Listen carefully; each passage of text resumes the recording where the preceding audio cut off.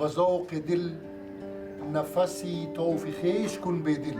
میرا نام فاضل حسین موسوی ہے۔ 2009 میں اسی جگہ سے میں نے اسکیچ کلب کی باقاعدہ ابتدا کی۔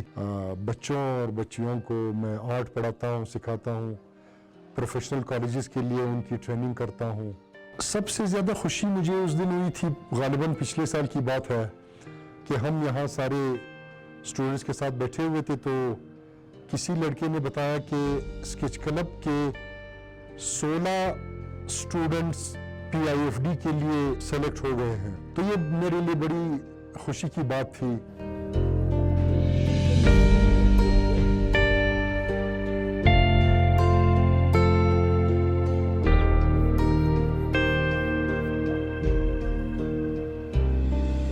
مجھے دکھ اس وقت ہوا تھا، چند سال پہلے کی بات ہے، کہ ہمارے بچوں کی ایگزیبیشن، ان کا کام سارا تیار تھا، بینرز ہم نے لگوائے تھے، پوسٹرز چھپوا کے لگوائے تھے، ہال بک کروایا تھا، پینٹنگز ڈسپلے ہو گئی تھی۔ تو پتہ چلا کہ ایگزیبیشن ڈسپلے والے دن سے 3-4 دن پہلے ہماری کمیونٹی کے 4 بے گناہ بندوں کو مستم کے راستے شدت پسندوں نے اتار کے انہیں شہید کر دیا تھا۔ تو میرے لیے ایک چیلنج بھی بن گیا تھا کہ ان حالات میں پبلک گیدرنگ ہوگی، ایگزیبیشن کے دوران معلوم نہیں کیا ہوگا، تو میرے لیے بہت ناقابل برداشت حد تک مجھے صدمہ ہوا تھا، لیکن پھر بھی میں نے اپنے آپ کو سنبھالا اور یہ سوچ کے کہ اگر یہ میری ایگزیبیشن نہیں ہوئی تو شاید ہم ایک لحاظ سے شکست کھائیں گے۔ بے دلی در همه احوال خدا با او بود، او نمی دیدش و از دور خدایا می کرد۔ یہ چیزیں ہمیں